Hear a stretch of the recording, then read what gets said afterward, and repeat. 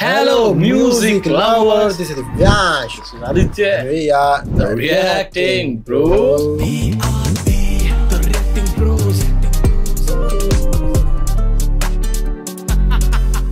तो the natural star of Indian cinema नानी upcoming movies 2025, क्योंकि जोशुआ शेख हमारे जो हैं नानी के बहुत बड़े फैन है भाई। और नानी बहुत अच्छे स्टार है, मतलब क्योंकि नेचुरल स्टार है। विशाल सिंह, मनीषा, बाकी सब फेक स्टार है, वो नेचुरल स्टार है भाई। बाकी सब इंजेक्शन लेके स्टार बने हैं, स्टेरॉइड स्टार है बाकी सब। मतलब विशाल सिंह मनीषा रानी का बॉयफ्रेंड है। मनीषा रानी वो अपनी बिग बॉस वाली बिग बॉस ना, बिग बॉस वाली यार। Bigg Boss. ओह मैन, ना लेट्स गो, लेट्स चला ना भाई, let's go. Hello, mic testing 1 2 3 1 2 3। फिल्मी चीजें फिल्मों में ही अच्छी लगती है, असली जिंदगी में नहीं। ये तो टाइम पास है, असली धंधा कुछ और ही है। एकदम सही। तुम्हें मार काट बहुत पसंद है, अब तुझे कैसे मारूं?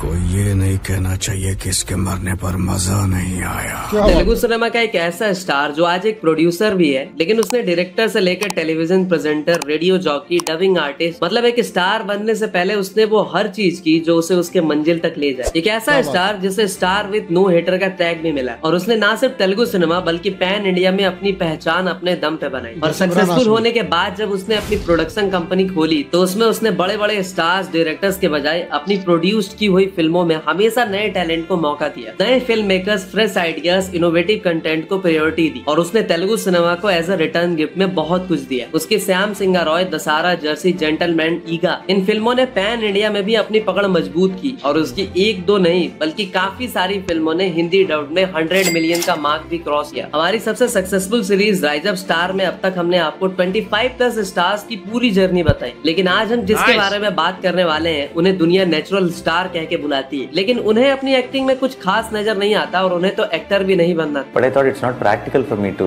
even think of acting because I don't look any like typical hero of Telugu cinema or. तो राइज ऑफ स्टार के इस 38 एपिसोड में हम नेचुरल स्टार नानी की इंटायर जर्नी के साथ साथ आपको उनकी अपकमिंग फिल्में और कुछ ऐसी बातें बताएंगे जो आप शायद ही जानते हो। जैसे मक्खी से राजा मौली ने नानी को पैन इंडिया में पहचान दिलाई, लेकिन एक बार वो फिर से नानी को उससे भी 100 टाइम्स बड़ी कौन सी प्रोजेक्ट के लिए साइन कर चुके हैं, और नानी ने किस फिल्म में क्यों 40 डेज तक नहाया भी नहीं था, और एसएस राजा मौली के बाहुबली के किस सीन को नानी ने खुद डायरेक्ट किया था, और क्यों श्री रेड्डी ने नानी पे हैरेसमेंट के चार्जेस तक लगाए। इवन नानी प्रभास की तरह एक बहुत बड़े वाले फूडी भी हैं, और उनके सेट्स पे बहुत सारा यार मेरे को ये आकांक्षा पूरी क्यों लग रही है तक लगाए थे। इवन नानी प्रभास की तरह एक बहुत बड़े वाले फूडी भी हैं, और उनके सेट्स पे बहुत सारा खाना भी मंगवाया जाता है। तो इस वीडियो के लिए हमें पिछले 6 महीने में Jitendra Kumar, toxic gamer 690, Bangladesh BD71 और आयुष यदु।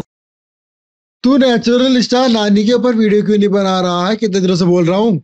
ये भाई हर किसी के साथ हो रहा है ये चीज। क्या बका है उसमें, देखना भाई। कौन सी जैसे हमारे काफी सारे भाई ने कमेंट किया था कि तुम नेचुरल स्टार नानी पे कोई वीडियोस क्यों नहीं बनाते विद सम गुस्से वाला इमोजी। तो इतने टाइम के बाद नानी की राइज ऑफ स्टार की एक ऐसी वीडियो ला रहा हूँ जो आपको किसी भी पॉडकास्ट इंटरव्यू तो छोड़ो, आप नानी के कितने भी बड़े फैन क्यों ना हो, आपको इतना कुछ तो नहीं पता होगा। आज तेलुगु तमिल इंडस्ट्री में काम कर चुका, ठीक ठाक हिंदी बोल लेने वाला, एक आउटसाइडर से सीधा हाईएस्ट पेड एक्टर और टॉलीवुड बन जाने वाले नेचुरल स्टार नानी या फिर नवीन बाबू घंटा एक बिल्कुल ही नॉन फिल्मी बैकग्राउंड। नवीन बाबू घंटा NBK होता था एक NBG। तो नवीन बाबू से नानी कैसे? कोई तो स्टोरी होनी चाहिए इसके पीछे। जहाँ उनके पापा राम बाबू का खुद का एक छोटा सा बिजनेस था, तो उनकी माँ विजय लक्ष्मी एक फार्मिस्ट। फैमिली में लोग फिल्में एंजॉय करने के लिए देखते थे, लेकिन कभी भी किसी का भी मन फिल्मों में काम करने का नहीं था। लेकिन नानी के केस में चीजें थोड़ी अलग थी। सेंट अल्फोंसा हाई स्कूल से अपनी स्कूलिंग करने के बाद जब नानी नारायणा जूनियर कॉलेज जाते हैं, तब उनके अंदर का फिल्म का भूत उनके सर पे सवार हो जाता। लेकिन वो अनलाइक अपनी इंडस्ट्री यानी तेलुगु से भी ज्यादा तमिल इंडस्ट्री से इन्फ्लुएंस होते हैं, और जिस शख्स से वो इन्फ्लुएंस हुए होते हैं उनका नाम होता है तमिल डायरेक्टर मणिरत्नम। यहाँ से हो सकता है कि नवीन और नी और नानी नानी लेट्स गो, मुझे तो ऐसा लग रहा है। मनी रत्नम की फिल्में देखकर नानी सिनेमा के आर्ट एंड क्राफ्ट को बहुत ही क्लोजली ऑब्जर्व करना स्टार्ट कर। इवन 1992 में आई मनी रत्नम की फिल्में लाइक रोजा एंड थलपति को नानी ने अनलिमिटेड टाइम्स देखा होता है, इवन जब वो ये भी नहीं जानते होते कि इन फिल्मों को मनी रत्नम ने डायरेक्ट किया। जब बाद में उन्हें अपने कॉलेज डेज में मनी रत्नम के बारे में पता चलता है तो यही चीज उन्हें इंस्पायर करती है सिनेमा को और भी नजदीक से जानने में। क्यूरियोसिटी इतनी बढ़ गई होती है कि उन्होंने यहाँ तक सोचना स्टार्ट कर दिया होता है कि एक डायरेक्टर सोचता कैसे, फिल्म का एक सीन शॉट कैसे होता है। नानी ने अपने काफी सारे इंटरव्यूज में बताया कि उनका पढ़ाई लिखाई में उतना मन नहीं लगता और वो अक्सर चीटिंग वगैरह भी किया करते थे, लेकिन उनके अंदर फिल्म डायरेक्टर बनने का जुनून काफी ज्यादा था और यहीं से उन्होंने एक डायरेक्टर बनने की ठानी। लेकिन एक बिल्कुल ही 20-21 साल के लड़के को कोई क्यों ही काम देगा, तो नानी ने अपना दिमाग भिड़ाया और AndraWatch.com के अकॉर्डिंग नानी ने बताया कि अगर वो किसी तरह किसी डायरेक्टर के नजर में आ जाए तो शायद उन्हें एडी यानी कि असिस्टेंट डायरेक्टर का काम मिल जाए। इसीलिए वो बापू के ऑफिस, ये वाले नहीं, तेलुगु डायरेक्टर बापू के ऑफिस के बाहर सुबह 9 बजे से जाकर बैठ गया और कई बार शाम को 7 बजे तक वहीं वेट कर, और ऐसा उन्होंने लगभग 1.5 साल तक किया होता है। नानी कहते हैं कि इस टाइम पे मेरी तोंद निकली हुई होती है, लेकिन इस तरह रोज के दौड़ भाग की वजह से बिना किसी एक्सरसाइज के बाद भी मैं पतला हो गया और आखिरकार मेरे से तंग आकर बापू सर ने मुझे उस फिल्म में काम करने का मौका भी दिया। नहीं, एडी का काम नहीं, मुझे क्लैप असिस्टेंट का काम मिला था इन 2005 में आई फिल्म राधा गोपालम। 2005 से 2007 तक नानी ने अल्लारी, बुलुडू, अस्त्रम एंड दी जैसी फिल्मों में एडी का काम किया होता है और जब 2 साल तक घिसने के बाद उन्हें पहली बार 4000 रुपए एज एन एडी की फीस मिलती है तो उन्हें लगता है कि आज तो इस 4000 से मैं आधा हैदराबाद खरीद सकता हूँ। assistant director, I remember my first salary when they gave it to me, it was 4,000 rupees. And then I remember it was all 100 rupees notes, so when I put it in my pocket, there was a bump on it. So when I was going back on the bike, I could feel it. And I was feeling that I'm so rich, there's so much cash in my pocket, and I can remember how excited I was, how I wanted to buy half of the Hyderabad with that 4,000 bucks.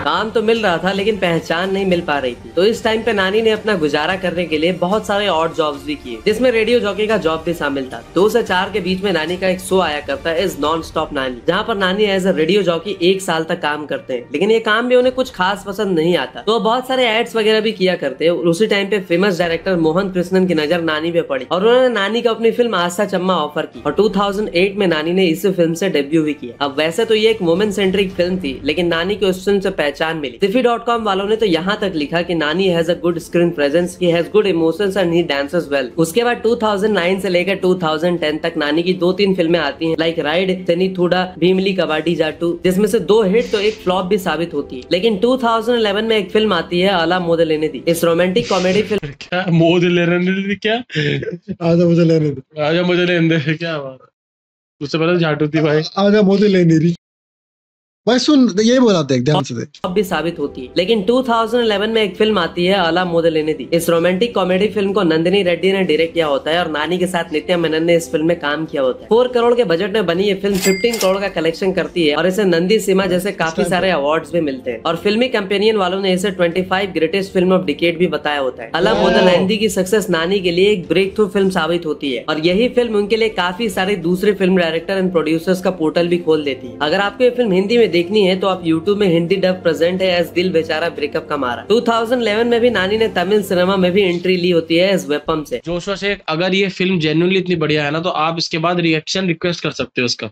दिल बेचारा breakup का मारा, ठीक है। तो movie की request भी लेते हैं हम लोग, तो इसलिए आप चाहो तो डिस्कॉर्ड पे भी कर सकते हैं हम उसको, ऐसा नहीं है।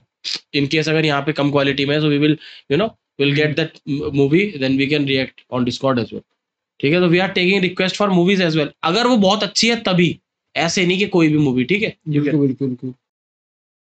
मतलब शुरुआत से ही उन्होंने अपनी इंडस्ट्री के बाहर जाकर भी काम करना स्टार्ट कर दिया होता है, लेकिन अनफॉर्चुनेटली ये फिल्म फ्लॉप साबित होती है। एक तरफ रोमांटिक कॉमेडी तो दूसरी तरफ पिल्ला जमींदार जैसे ड्रामा। मतलब 2011 तक नानी खुद को boy next door type actor establish कर चुके होते। ऑडियंस भी कई बार यही कहती है कि जब ये एक्टिंग करता है तो ऐसा लगता ही नहीं कि ये एक्टिंग कर रहा है, ऐसा लगता है कि ऐसे किसी कैरेक्टर को हम पहले से ही जानते हैं और ये हर रोल में फिट बैठ जाता है। 2011 में जहाँ नानी ने तेलुगु में अपनी पहचान बनाई होती है तो 2012 में उन्हें सीधा पैन इंडिया स्टार बनने का मौका भी मिलता है। जब राजा मौली खुद नानी को अपनी फिल्म ईगा यानी मक्खी में कास्ट करने की सोचते हैं तो पहले तो नानी को इस बात पे विश्वास ही नहीं होता, लेकिन फिर राजा मौली खुद उनसे जाके मुलाकात करते हैं तो नानी एक ही बार में बिना सोच विचार किए इस फिल्म के लिए हाँ कह देते हैं। मतलब एक ऐसी फिल्म जिसका लीड हीरो कुछ सीन्स के बाद ही मारा जाता है और मक्खी बन जाता है। अब समझ रहे हो, मतलब पूरी स्क्रीन प्रेजेंस ही खत्म कर दी जाती है। लेकिन राजा मौली की वजह से नानी ये फिल्म एक्सेप्ट करते हैं और होता वही है जो होना चाहिए, फिल्म ब्लॉकबस्टर साबित होती है और ये फिल्म 130 करोड़ का कलेक्शन करती है। नानी को पैन इंडिया में पहचान मिलती है। दो नेशनल अवार्ड के अलावा फिल्म पर अवार्ड्स की बारिश होती है और फिल्म 43 अवार्ड्स जीत के ले जाती है। सिर्फ 30 मिनट की स्क्रीन प्रेजेंस की वजह से नानी अब पैन इंडिया के ऑलमोस्ट पैन वर्ल्ड में पॉपुलर हो गए होते हैं। उन्हें north India, Dubai, Chennai, Kochi, Bangalore हर जगह पहचान मिली होती है। इस फिल्म की एक्स्ट्रा ऑर्डिनरी सक्सेस ये बता देती है कि नानी जैसा एक्टर स्मॉल स्क्रीन प्रेजेंस में स्ट्रॉन्ग इम्पैक्ट छोड़ के जा सकता है। अभी recently I hit the third case तक नानी की कोई भी दूसरी फिल्म ईगा का रिकॉर्ड नहीं तोड़ पाई। इवन नानी ने ईगा के लिए यहाँ तक कहा था कि अगर ये फिल्म आज रिलीज हुई होती तो वो राजा मौली की बाकी दूसरी फिल्मों का रिकॉर्ड इजीली तोड़ देती। इसलिए वो ईगा का सीक्वल के लिए राजा मौली के पास भी जाते हैं, लेकिन स्टोरी ना होने की वजह से तब ये आइडिया ड्रॉप कर दिया जाता है। बट शायद फ्यूचर में इस प्रोजेक्ट पे काम भी स्टार्ट किया जाएगा। लेकिन ईगा का सीक्वल आए ना आए, राजा मौली ने नानी को ऑलरेडी एक बहुत बड़ी प्रोजेक्ट में साइन किया है जिसके बारे में हम आगे बात करेंगे। अब देखो 2012 भी वो ईयर होता है जब नानी ने 5 साल के रिलेशनशिप के बाद अंजना येलावर्ती से शादी कर ली होती है। अंजना नानी से तब मिलती है जब वो रेडियो जॉकी होते हैं। उनकी फैमिली भी पहले इस शादी के लिए बिल्कुल ही अगेंस्ट होती है, लेकिन बाद में नानी ने उन्हें भी मना लिया होता है। देखो फिल्मों को लेकर हर स्टार एक्टर की अलग अप्रोच होती है। कोई स्टोरी खुद पढ़ता है, कोई डायरेक्टर को एंटायर स्क्रिप्ट सुनाने को कहता है और कोई तो अपनी फिल्म की स्टोरी खुद सुनता भी नहीं, उसके लिए भी लोग हायर कर लेता है। लेकिन नानी के केस में चीजें इस तरह से नहीं होती। वो फिल्मों को हमें सलमान खान की वीडियो को चला रही वहाँ पे जब बात बोल रहा है तो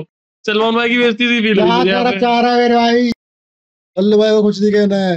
लेट्स गो भाई। ऑडियंस के पर्सपेक्टिव से देखते हैं। एज एन ऑडियंस अगर उन्हें फिल्म की स्टोरी एक्साइटिंग गाइस एक सेकंड ये लो लगती है तो ही वो फिल्म साइन करते हैं। We always in cinema we talk like audience are some separate entity. The moment we think we are cinema and they are audience, I think that is when we lose that connection with them. And I try to preserve that because that's what made me come in cinema. That's what made me love cinema, and how I can never not look at myself as audience. So yeah, that is what makes me choose films. ईगा के बाद 2014 में नानी की कोई और film नहीं आती, लेकिन 2013 में नानी एक बहुत बड़ा डिसीजन लेते हैं खुद एक फिल्म को प्रोड्यूस करने की, और वो फिल्म होती है दी फॉर द्रौपदी। और इस फिल्म को आज के फेमस डुओ जिन्होंने फैमिली मैन और फर्जी जैसी सीरीज दी है, यानी कि राज एंड डीके ने भी को प्रोड्यूस किया होता है। हाइस्ट कॉमेडी के जॉनर में तेलुगु ऑडियंस के लिए एक बिल्कुल ही नई फिल्म होती है। हाइस्ट कॉमेडी का मतलब आप जैसे कि कोई चोरी करने जा रहा है उस पे कॉमेडी हो जाती है, जैसे कि एसआरके की हैप्पी न्यू ईयर वाली फिल्म। मतलब एक बैंक के अंदर 20 लोग घुस जाते हैं, उसके बाद जो धमा चौकड़ी मस्ती है, ये फिल्म उसी पे फोकस करती है। फिल्म कुछ खास कलेक्शन नहीं करती, लेकिन नानी के खुद के narration, slapstick comedy, quirky satirical humour, ये चीजें ऑडियंस को बिल्कुल एक अलग एक्सपीरियंस कराती है। 2014 एंड 15 में नानी की 3-4 फिल्में आती है, लाइक आहा कल्याणम जो कि हिंदी वाली बैंड बाजा बारात की रीमेक होती है। तो आज कल की जैसी 1000 करोड़ वाली फिल्म देने वाली पहली बार ऐसा हुआ कि बॉलीवुड की टांग उधर रीमेक हुई भाई। बैंड बाजा बुक खुद मूवी चली थी, उसकी रीमेक क्यों कर दी? हाँ वो आई थिंक रणवीर की पहली नहीं दूसरी थी, लेडीज वर्सेस रिकी बैल थी उसकी पहली। तो क्या पहली मूवी इतनी क्रेजी थी उसकी? डैम, रणवीर सिंह टैलेंटेड बंदा है।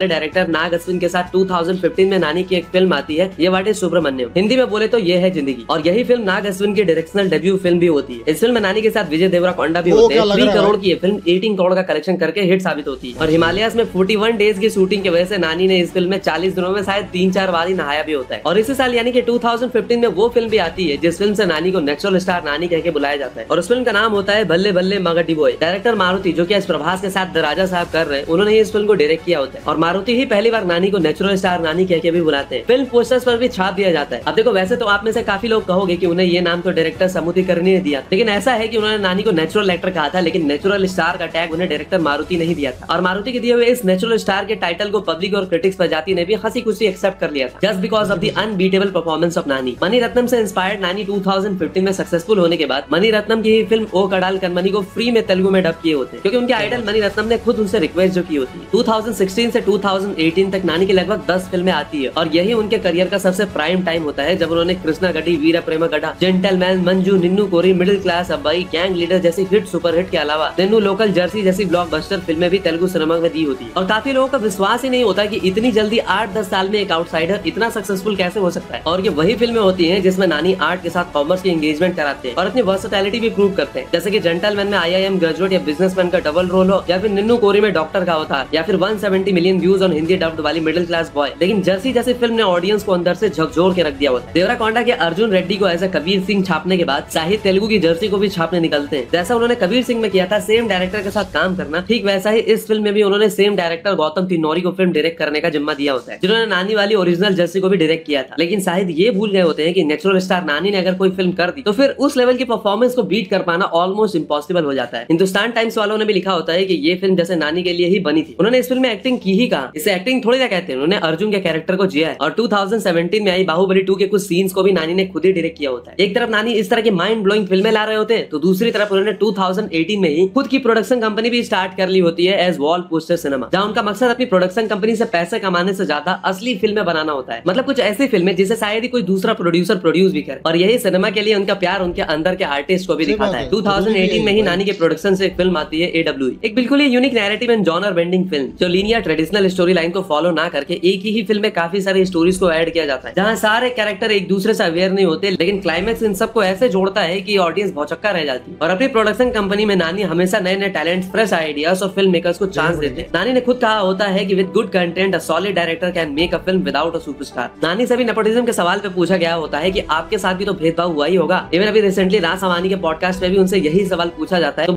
तो वो बहुत ही इंटेलिजेंट वे में इसका आंसर देते हैं।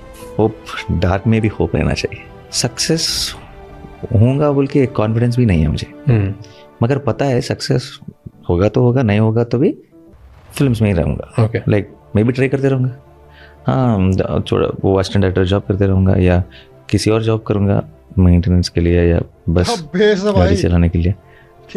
मगर मुझे भी पता नहीं है कि मैं सक्सेस होगा कि नहीं होगा। हाँ मुझे भी पता नहीं है, मगर पता है कि यही काम करना है। लेकिन 2018 में नानी का एक ऐसा एक्सीडेंट भी होता है जिससे वो मरते मरते बचते हैं। फिर 2020 से लेकर आज 2025 तक नानी की अगेन 8 फिल्में आती हैं, जिसमें से श्याम सिंगर रॉय, एंटे सुंदरानी की दशहरा, हाय नन्ना, सारीपोदा शनिवारम और अब हिट 3 जैसी फिल्में, जिसमें से श्याम सिंगर रॉय जो कि इसमें से 3 देखी मैंने, एंटे सुंदरनी की और तेरा है हिट 3 देखी और एक और थी उसमें हाय नन्ना, वो भी देखी है। तो ये 3 तो मैंने देखी भाई। आई एम आल्सो नानी फैन। क्या बात। जोशो से हैंडशेक। बंगाली और हैदराबादी की पुनर्जन्म की कहानी होती है। फिल्म का यूनिक कॉन्सेप्ट और नानी की एक्टिंग की वजह से ये फिल्म भी अच्छा खासा कलेक्शन करती है। हाय नन्ना से जहां उन्हें फिर से वर्ल्ड वाइड रिकॉग्निशन मिलती है, तो वहीं सरिपोदा शनिवारम और दशहरा जैसी एक्शन पैक्ड फिल्मों से नानी अपने आप को मास हीरो भी स्टैब्लिश करते हैं और मास अपील वाली फिल्में देखकर अपनी फीस भी बढ़ा लेते हैं। जहाँ कभी उन्हें 10 करोड़ की फीस मिल रही होती है, तो दशहरा के बाद नानी की फीस 30 to 40 करोड़ तक बढ़ जाती है। देखो नानी ने unlike other Telugu star Hindi फिल्में करने से कभी इनकार नहीं किया, बल्कि ये कहा कि वो हिंदी फिल्में करेंगे, लेकिन अगर उनके अकॉर्डिंग स्क्रिप्ट, लेकिन अगर उन्हें स्क्रिप्ट ठीक लगेगी तभी। और बॉलीवुड उन्हें काफी बार ऐसे ऑफर्स भी दे चुका है। तो अब नानी की अपकमिंग फिल्मों की बात करते हैं। द पैराडाइज, नानी की इस अपकमिंग फिल्म का क्या ही बवाल पोस्टर आया था, जहाँ पीछे पंख लगे हुए थे और नानी ने चोटी बना रखी। इस फिल्म को श्रीकांत ओडेला डायरेक्ट करेंगे और नानी ने इस फिल्म को इंडिया मैड मैक्स भी बताया। फिल्म को मार्च 26, 2026 में रिलीज करने का प्लान है। SS राजामौली महाभारत। अब जैसा कि मैंने बताया कि सालों बाद राजामौली ये महाभारत बना रहे हैं भाई, रामायण बना रहे हैं। क्या हो रहा है उधर? हमारा जो एटली नहीं हमारा जो होम वाले फिल्म से वो बना रहा है। अभी उन्होंने वो रिलीज करी है अपनी नरसिम्हा, और वो विष्णु जी 11 अवतार पे मूवीज बना रहे हैं।